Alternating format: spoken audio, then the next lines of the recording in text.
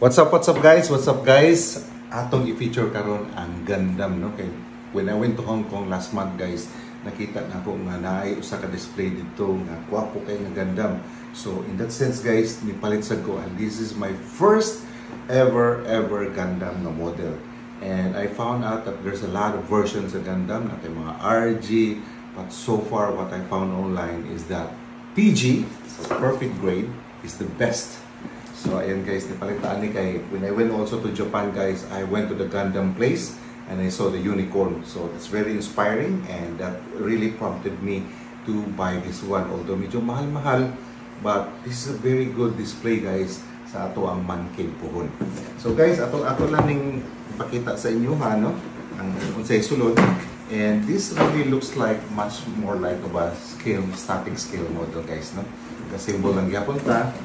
Atay mga symbolon guys. Ang naka-diferensya lang ano niya is that painted na siya. So all you have to do is that remove this from the sprue, ang mga parts, and then assemble it properly guys. And then sooner or later guys, maka-assemble na kag-inani nga Gundam guys, which is very guwapo guys. Labi nag-imo ning isulod sa imuhang case, display case. Guwapo jud siya tanawon. And it has a lot of accessories as well. Sama ng shields, mga guns, and this is actually movable kay perfect grade man siya. So this is the best. Yang size niya is just enough guys. Guwapo jud kayo. Alright? So again guys, my first Gundam and welcome to Gunpla.